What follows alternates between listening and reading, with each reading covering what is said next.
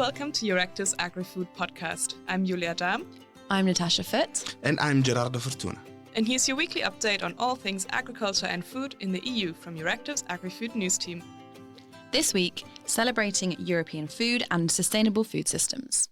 Welcome back for another episode of the EURACTIV's Agrifood podcast. And it makes a nice change from last week. Indeed. Where I was solo, and now there's all of us here. So including Julia, as Tash said last week. Julia has moved to Brussels. Yay. So this is a message for the Brussels stakeholders.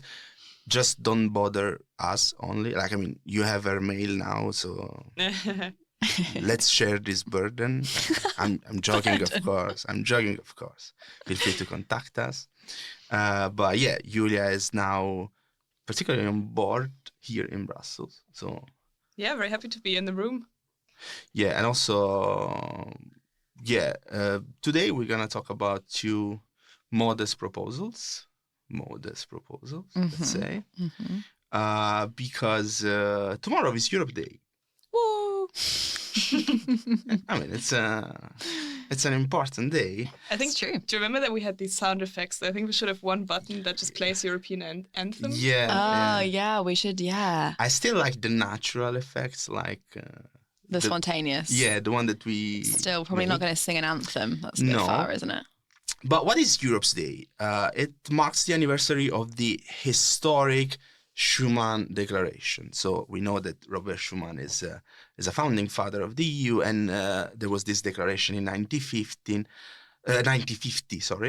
where he set out this idea for a new form of political cooperation in Europe after the World War II, which then led to the creation of the European Coal and Steel Community in 1951. So this was the creation of the first European community. By the way, there's another Europe Day. I don't know if you know that, but... There's two Europe Days. Yeah, the Council of Europe actually celebrates the Europe Day on the 5th of May. I did not know that. So, which is when the council was actually founded, which is quite self-referential. They're like the British monarchy. They have two birthdays. Really? Really? Yeah, the Queen. Well, yesterday there was no longer the Queen. But. There was also the coronation, so it's good to refer to... both sides of the, last week episode, both sides of the Green Deal, both sides of Europe. There's definitely one I'd prefer to celebrate more. Yeah. I won't say which, but I'm just for sure we're not going to celebrate the one from Council of Europe. And sorry for our listening from Strasbourg, because it's too self-referential, as I said, when Council of Europe was founded. The point is that we realized there's no food associated with this celebration. Which is unbelievable. That's really bad, guys. Yeah. How you can celebrate without even a proper food. Yeah, because food's at the heart of all of our major celebrations. Think of Easter, Christmas, Indeed. Europe Day. Europe Day. From now on, Europe Day. And we started thinking, what could be a food that might be linked to this day or to the idea of Europe, no? And the problem is that basically the European heritage, it's quite big and also quite localistic. So most of the food is very rooted national, if not regional traditions. Nonetheless, there's something that could be linked to a foundational moment of the EU integration process. Which is, this is where we need the drum roll. No, because drum roll? I'm going to develop building hype in okay. I see. I'm about to tell this story. Brace yourself for a journey down memory lane of Europe's integration. Oh, bedtime story. Yeah, it's going to be very long episode. No, I'm joking. In 2004, the then 25 member states of the European Union signed the treaty establishing a constitution for Europe, also known as TCE or just the European Constitution. Little trivia, 25 member states. Which member states didn't sign because they weren't actually in the EU at the time, the Constitution, the European Constitution? 3 member states. This is difficult because you're very young too. Julia is technically a millennial. No, we are millennial. We're millennial. She's even Gen Z. Gen Z. Gen Z. Technically, at least. Wow. Hold on, which year are we talking about again? Well before your time. 2004. Oh, okay. 3 member states weren't there. Sounds like something the UK would do. No, the UK was already there. And I'm talking about Bulgaria and Romania, who joined in 2007, and Croatia in 2013. I see. But unfortunately, something went wrong in the ratification process, and the treaty was actually rejected by both French and Dutch voters in May and June 2005.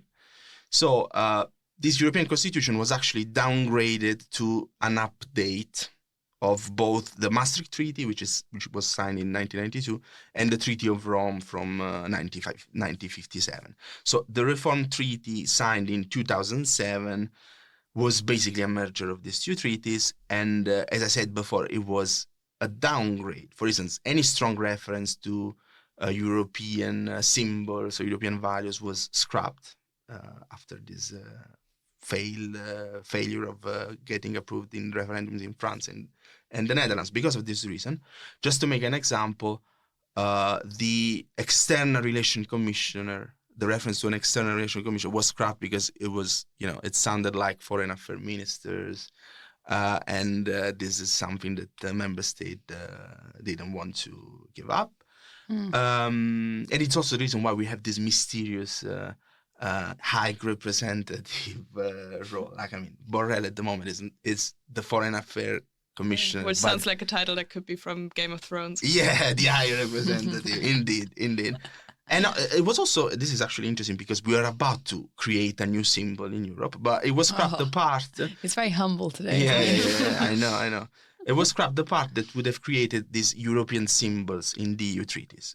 So now the Reformed Treaty contains just a declaration by 16 member states supporting the symbols. Anyway, this Reformed Treaty is also, it's commonly known with the name of the city in which was signed, because they did it in Lisbon.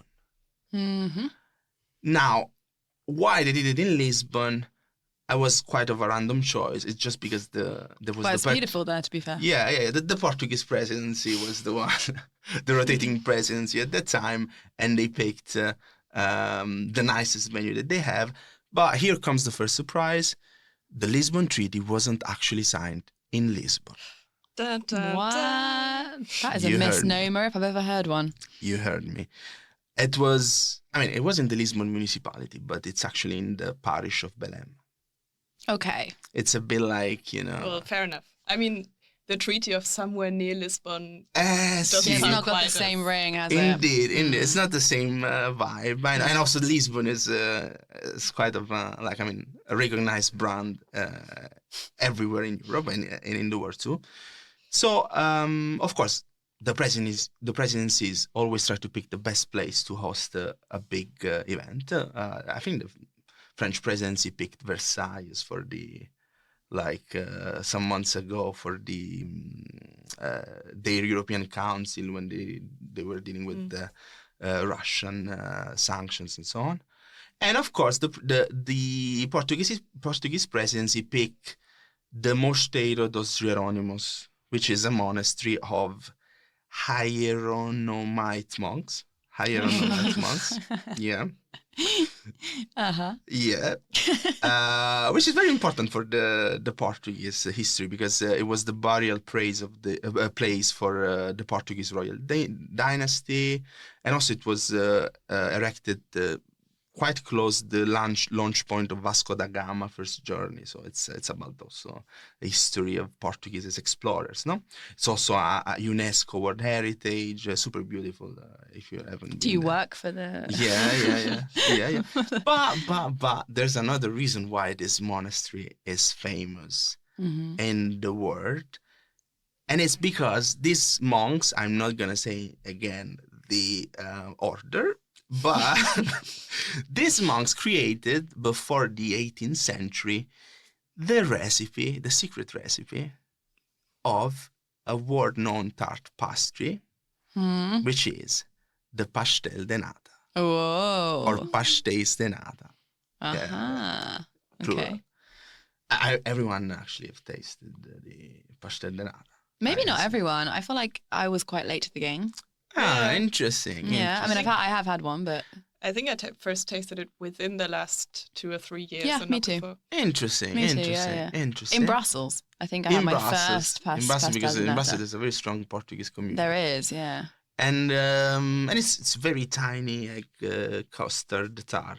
So it's interesting that when the monastery was closed because it was secularized, the recipe was sold to this sugar refinery that is really next to the monastery.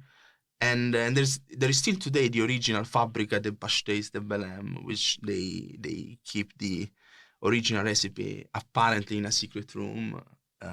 But it's still, I mean, you still go to Belém and buy the original pastel de nata, and it's normally served with a bit of cinnamon and the bica, the strong espresso coffee that Portuguese like. So to conclude our history, we really haven't found something better, like, I mean, in terms of strong connection than this one. We can even say that the spirit of these monks guided these signatories of the Lisbon Treaty, probably. And guided this podcast. So this is the official launch of our campaign. So what you're saying is... Yes, pure invention of tradition. Like well, every tradition has to have its roots somewhere. Might as well be the EURACTIV Agrifood podcast. Why not? Indeed. And so basically, every Europe Day from starting now on, with this one, starting now, from tomorrow. Starting tomorrow. Just have a pastel de nata. Everyone. Yeah, it's good. It's cheap. It's actually cheap. It is. Yeah, it's very reasonably priced. I think it's quite spread everywhere in Europe. Mm-hmm. Celebrate Europe Day with a good pastel de nata.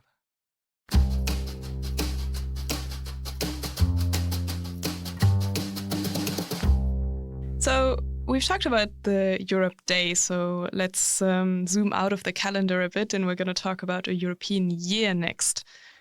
So first of all, what actually is a European year? European year, indeed.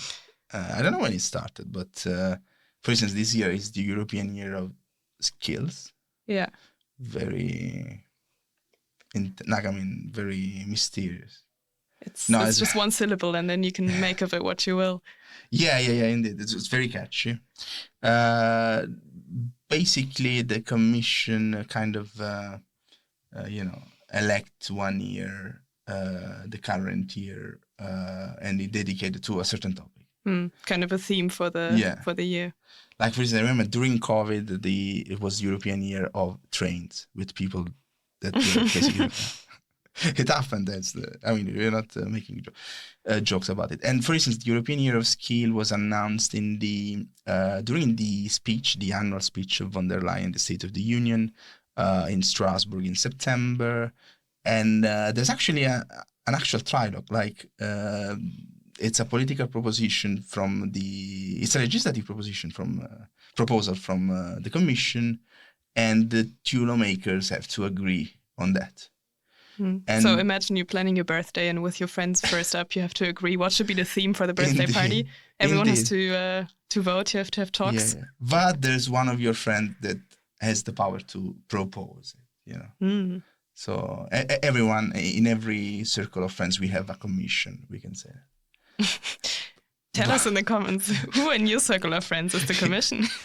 Yeah. Who are you in your circle of friends? And for instance, it's also true that some proposals arrive on the table of the Commission. For instance, the European Parliament voted a resolution in March. It was a resolution on bike, like how to relaunch the use of bikes and so on. And one of the main proposal of this call was to have some kind of European Year of the Bike in 2024. But there are also other MEPs that are actually proposing something different. They're proposing to devote 2024 to sustainable and resilient food systems. This was an initiative by a coalition of MEPs and actually the European Food Forum, which is a group in the European Parliament, not only with the European Parliament but also with stakeholders. So it's a mixed, let's say, group in the European Parliament. actually in the institutions. And we actually have with us today the first signatories of this call. It was a letter that was sent to, of course, the president of the Commission, Ursula von der Leyen, and several commissioners from Timmermans to Breton to Kyriakides to Wojciechowski. So we're here this week with MEP Irène Tolleret. Thanks for being with us. Hello, very happy to be with you. Thanks for inviting me. Yeah, and we were actually talking about this proposal of a European year for food sustainable system. Can you tell us a bit more about this initiative? I think that at the moment, every European faces the stress of the climate change on the food, but also the stress linked with the war of Ukraine, with the rise of the price. So at the same time, we face shortages that are linked with the climate change. And at the same time, we have higher prices for the food. I think that food is a basic need of the individuals, and a lot of migrations are also linked to, for instance, parents who are afraid not to be able to feed their children. So food is essential, and I think that especially because we face this poly-crisis at the same time, we really need as Europeans to deliver. And how to deliver on having more sustainable food, but for every European. One of the risks of the farm to fork strategy is to split our food into the foods for the elite, that would be good for the environment, good for everything, and then imports with lower price that would be for the people who don't have enough money. So I think that the access to quality food, both good for the health and the environment, should not be the privilege for a happy few that live in urban cities. It's a fundamental right of every European to have access to sustainable food. So I think it's very important in a European year that we talk about how to improve and have concrete actions to make sure that we develop more sustainable food systems in Europe. And again, we've seen a few different European year of access during the past few years. So, for example, this year it's the European Year of Skills. Yes. So let's say we do see a European Year of Sustainable Food Systems. What are some key priorities, some key aspects that you'd like to see touched on during that year? I think at the moment, one of the key priority I would really like us to invest on is the subject of food waste, because we waste something like 30% of what we eat, which means that at the farm side, some food is already thrown away because it doesn't meet certain standards of the supermarkets. So it's very important that from the farm to the consumer, we investigate where are the places where we waste the more food, and exchange on the best practices that exist in Europe, so that we eat this waste, either us as a human or either for the animals. Why do I say that? Because if we waste 30%, if we manage to eat this 30%, it has a direct impact on the price of the food for the Europeans, and it helps us be more sustainable. Of course, another issue will be the dates on the packaging, because at the same time that we have this crisis, we have more and more Europeans that are in need of food through charities. And a lot of companies can give some food to the charities, but they give food that is after the selling date and before the consumption date. in some countries, we have different rules. So we really need to have a European text on the correct date so that all the European food charities can develop and give the food to the people in dire needs. That's two concrete examples, for instance. Yeah, indeed. It's true because at the moment we only have EFSA recommendation. We don't really have some kind of legislation when it comes for the date marking. It's one of the main pitfalls when it comes to labeling in Europe. Just have a last question, and it's about let's assume that this initiative is going through and we're going to have a European year in 2024 dedicated to sustainable and resilient food systems. It's also an important year for Europe because it's the year of the European elections. So what we're seeing as observers is that food agriculture is becoming more and more a topic in the electoral campaigns. It's always been like this, but particularly like we've seen in the Netherlands, but also a kind of push even in terms of topics at the political level. The French government, for instance, but also the Italian government. So I just want to know more about your take about this current trend of politicization, I don't know exactly this one, of the food topics, and if this could become an issue, not an issue, but I mean a topic during the electoral campaigns. This is why we really need to have this theme of resilience in food system in the electoral year, because the best way to depolitize food is to talk concretely about it and what is happening. Climate change is not a political issue. It's something that when I'm speaking to you, at the same time in Spain, because of the drought and the heat, there is a very big question on the quantity of food they are going to be able to produce. So it's not a political issue, it's a fact, and we need to deliver because people need to be secure on the fact that they have food today, they will have food tomorrow, and that the food that they have today and tomorrow will be the best possible food for their health and for the environment.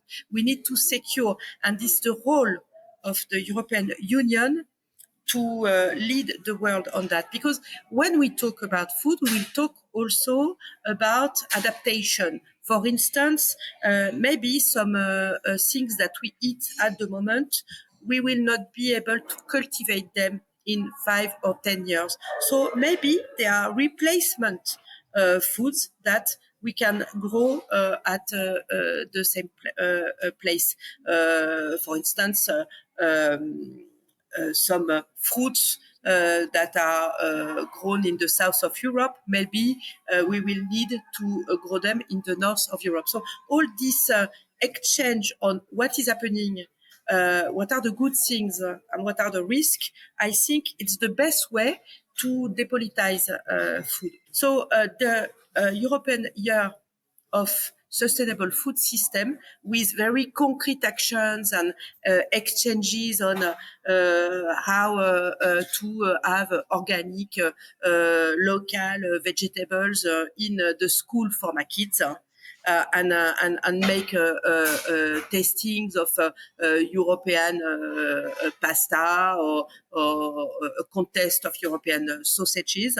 All this, we help everybody understand that the food topic is a major topic, that we need to deliver because we need to eat, and that we have the climate change plus the political crisis, but that it's with Europe that we will be at the rendezvous. It's not with a nationalist response. It's by being united in our diversity. Okay, thanks for your time and thanks for having me with us. So that's all from us this week. This week, the Agrifood podcast was brought to you by EURACTIV's Agrifood news team. That's Rada Fortuna, Natasha Foot, and Julia Dam, with the technical support of Evie Chiori. And this podcast is also available on all major streaming platforms, including Apple, Amazon, Stitcher, and Spotify. Be sure to subscribe to our newsletter so you don't miss the latest agriculture news from the EU, from EURACTIV's Agrifood team. I'm Gerardo Fortuna. Thanks for listening and see you next week.